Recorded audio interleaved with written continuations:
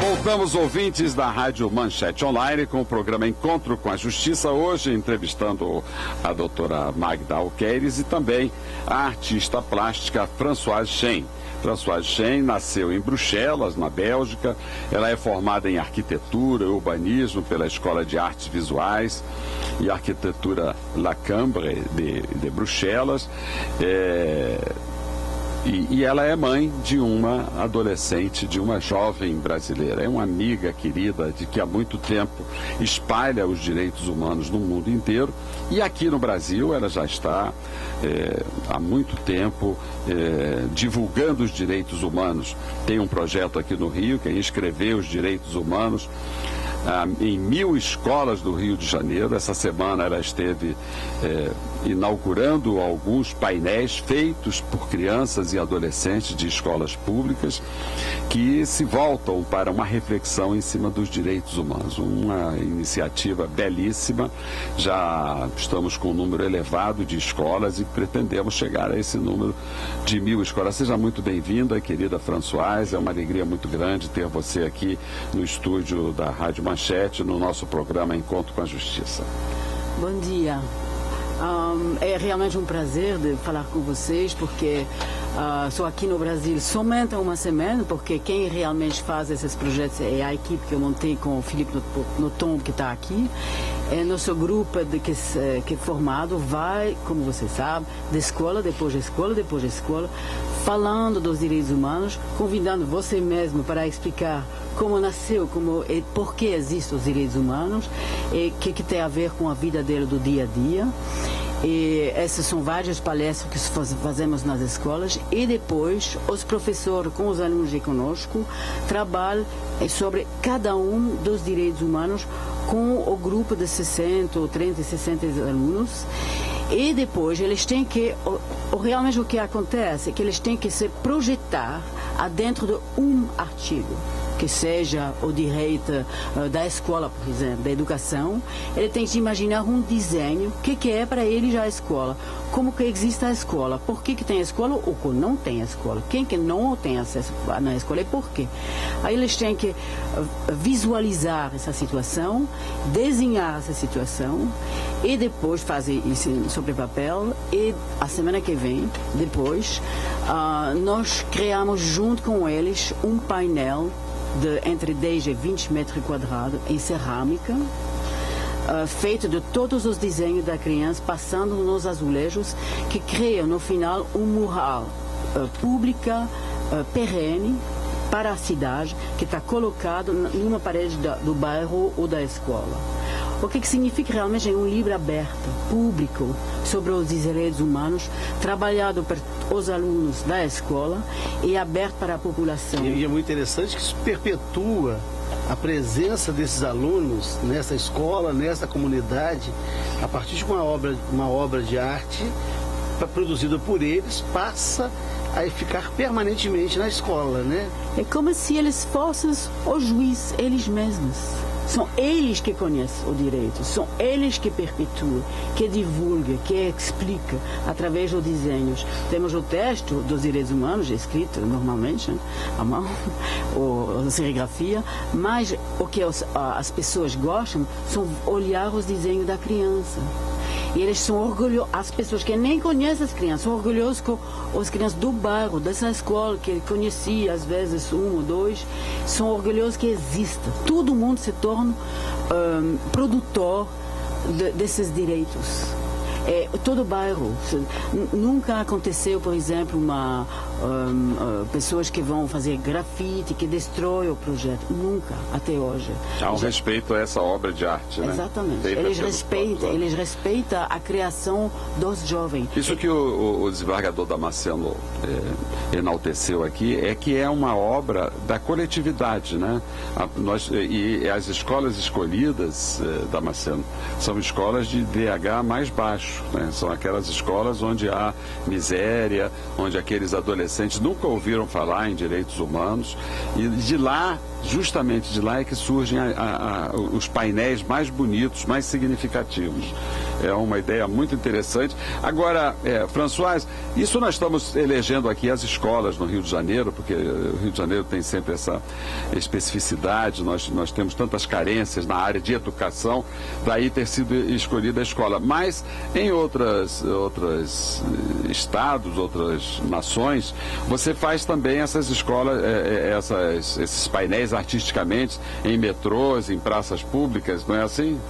Sim, nesse momento estou terminando um projeto em São Paulo que inclui mais de 2.000 alunos da periferia da cidade, e que nós construímos um projeto de 500 metros quadrados que integra os direitos humanos de várias escolas onde nós fazemos esse programa, e trazemos a obra adentro do metrô para construir realmente a decoração do metrô, e também vem com painéis sobre a história da cidade de São Paulo, adentro da história do Brasil. Você falava da questão da ditadura, por exemplo, tem um painel dedicado à questão da ditadura. Tem painéis dedicados ao Estado Novo, desde o início dos ameríndios até São Paulo hoje. Aí o que acontece?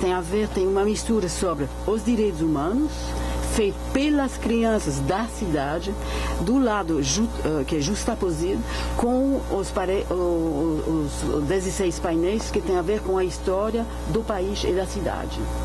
Aí, no final, eu quero fazer um livro sobre isso, mas o que é bem interessante é que os alunos sabem que eles podem ver com o desenho que eu faço sobre a história, que tem a ver com a história dos direitos humanos também.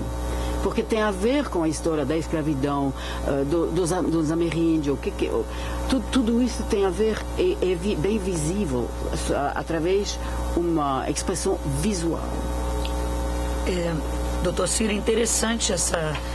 eu estou aqui analisando como a mediação se linkaria com os projetos da Françoise, e estou pensando assim, que popularização dos direitos com as crianças que serão os futuros protagonistas nos processos de mediação, autores das suas próprias soluções. Muito interessante. Mas a Françoise estava querendo falar a respeito do seu tema aqui, de uma experiência que ela traz lá da Europa, da França, da Bélgica. Então ela estava aqui ansiosa para também dar uma opinião a respeito da mediação através da arte, não é isso? Exatamente. Existe na França um programa, vamos dizer, do governo, que convida adentro da empresa que quer que dá um dinheiro para fazer um projeto, que convida artista plástica para trabalhar adentro durante, vamos dizer, 2, 3 até 6 meses, para criar um projeto comum feito pelos funcionários. Faz entrevista com os funcionários, tenta de saber quais são os conflitos e resolve esses conflitos juntando a ideias de cada um ao redor de um projeto comum. É exatamente o que eu faço com os direitos humanos nas escolas. Mas são outros artistas que fazem, que têm outras ferramentas de trabalho, que seja vídeo, fotografia, até pintura, não sei. Tem vários projetos. Realmente será muito interessante de criar aqui no Rio, no Brasil, um programa de convite de artistas adentro da empresa. Sim, que poderia criar um ambiente de trabalho propício à não ocorrência de conflitos, porque construído pelos próprios funcionários a partir das suas emoções. Dos funcionários e dos chefes. Sim. Muito interessante.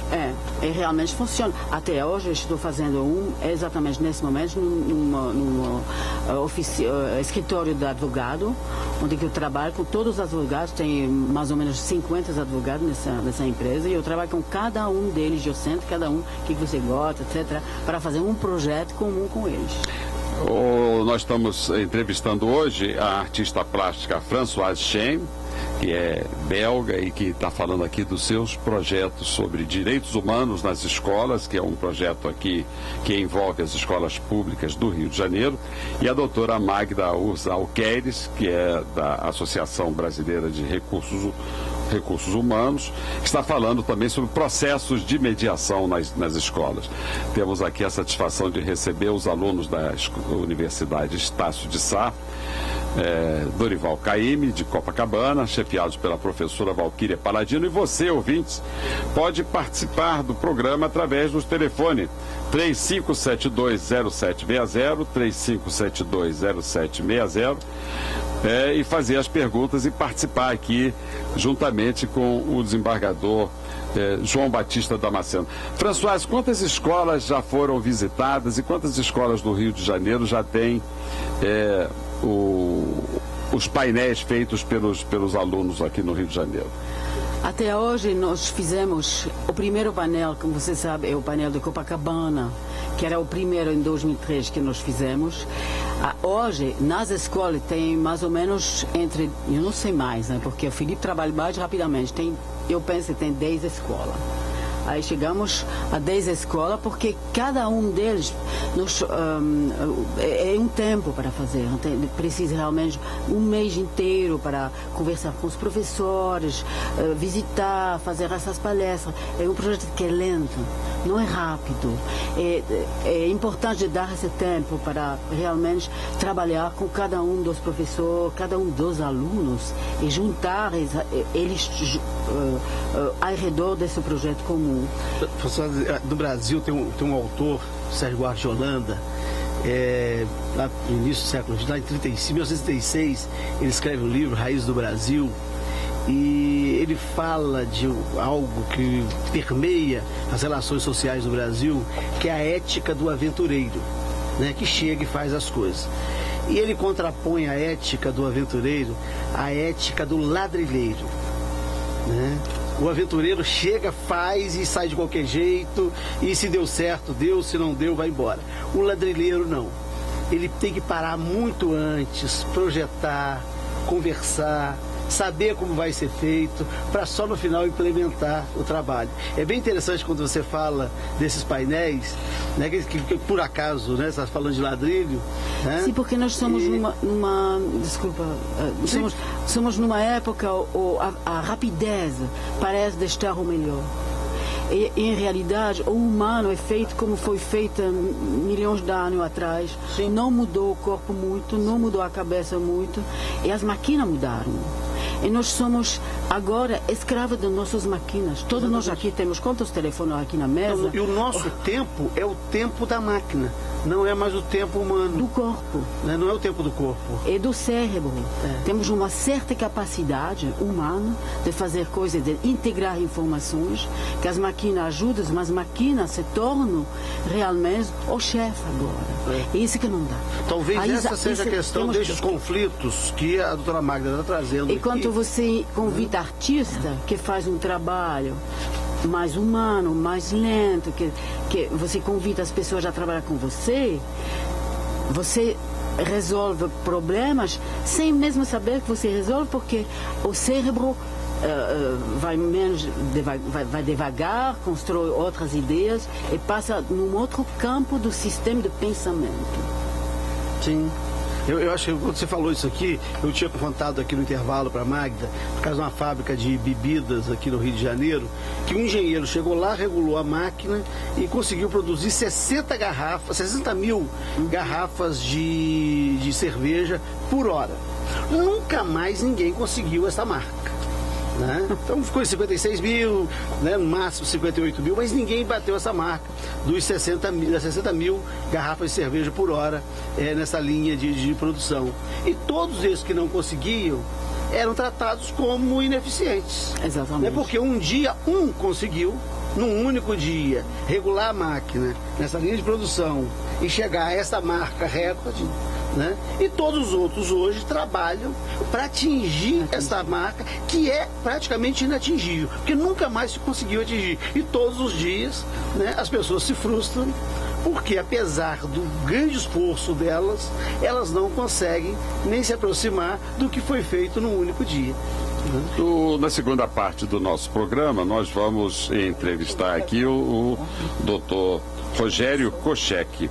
Ele é presidente da Associação Brasileira de Famílias Homoafetivas. Então, ouvintes, preparem aí as suas perguntas. Vamos falar sobre os direitos homoafetivos, sobre os casamentos, as adoções, sobre os direitos que são negados a essa categoria de cidadãos, e estamos agora falando. Françoise, você recentemente esteve na inauguração de uma escola em homenagem à Rainha Fabiola, da Bélgica.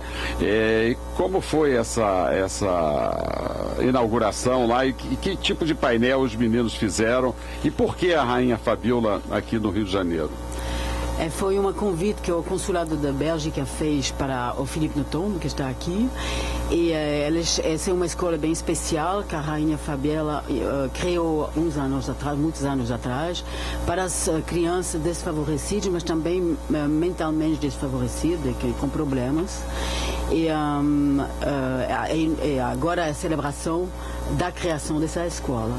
Aí a equipe da Inscrir fez esse projeto, inaugurar com pessoas muito importantes, e também eu penso que esse projeto eu espero que vai conseguir ajudar mais essa escola pela Bélgica, porque cada vez que nós fazemos a escola tem uma inauguração bem forte, os alunos fazem dança, canta, organiza festas realmente bem visíveis e lindas, e essas inaugurações ajudam a continuar o projeto para eles mesmos, também para nós, para crescer o rede do projeto. A relação do Brasil com a Bélgica é muito grande, muito intensa. A primeira universidade brasileira, a Universidade do Brasil, foi criada em 1922, no centenário da independência do Brasil, para se outorgar o título de doutor honoris causa ao rei da Bélgica que vinha ao Brasil, para essas comemorações.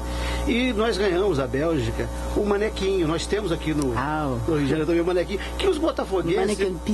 que inclusive o meu amigo Moza, o Noronha, que vai lançar um livro amanhã, às 7 horas da noite, lá na Igreja Luterana em Ipanema, ele pensa que aquilo é símbolo do Botafogo, Mas não, aquilo é um presente que a Bélgica deu ao Brasil, que está ali em Botafogo, entre o antigo Canecão e o estádio do Botafogo. Então nós temos uma relação com a Bélgica de longa data, inclusive com o manequim, que nós temos aqui também, que não é só em Bruxelas que tem. Nós temos uma cópia dele aqui. Tá ótimo. Doutora Magda, os nossos alunos aqui da Universidade Estácio de Sá, campus Dorival Caymmi, Salve, salve a Bahia, salve Dorival. Ele está fazendo uma pergunta aqui muito interessante, Um dos crimes mais praticados na empresa é o assédio moral, A maioria dos líderes buscam o poder, mas não para atuar de forma satisfatória, mas sim como alianças políticas. Como reconstruir esses homens com ego tão acentuado que constrói discursos obscuros para denegrir a imagem de funcionários? Como combater esse ambiente moral que se alastra cada vez mais em todas as empresas? Essa pergunta fica no ar, porque nós vamos agora para um pequeno intervalo e logo em seguida você vai dar a resposta para os nossos alunos. Muito obrigado.